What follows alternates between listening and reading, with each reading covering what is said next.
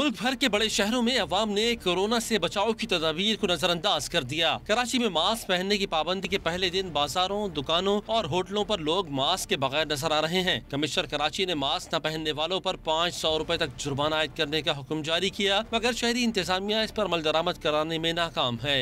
रावलपिंडी में अवाम की ज्यादातर तादाद ने मास्क पहनने की हिदायत की धज्जियां उड़ा दी। पुरहुजूम बाजारों में न दुकानदारों ने मास्क इस्तेमाल किया, न ही खरीदारों ने हिफाजती तदाबीर की पाबंदी की। खुली सड़क पर खड़े पथारेदार भी मास्क लगाए बगैर सौदा बेचते नजर आए। बड़ी शाहराहों पर इक्का दुक्का मोटरसाइकिल सवार मास्क पहने नजर आए। लाहौर के जिंदा दिलों ने कोरोना का खौफ एक तरफ रख दिया। छोटे बड़े बाजारों में न बुजुर्गों ने मास्क की पाबंदी की, न नौजवान और बच्चे कोरोना से बचने की एहतियात करते रहे। चंद खवातीन जिम्मेदारी का सबूत देते हुए खरीदारी के लिए मास्क पहनकर बाजार में नजर आईं। पिशावर में भी सूरत हाल दीगर शहरों से मुख्तलिफ नहीं। शहर में कोरोना के केसेस में तेजी से इजाफे के बावजूद लोगों ने मास्क पहनना जरूरी नहीं समझा। दूसरी तरफ इंतजामिया ने कोरोना वायरस के ज्यादा केस सामने आने के बाद 7 इलाकों में स्मार्ट लॉकडाउन लगाने का ऐलान कर दिया।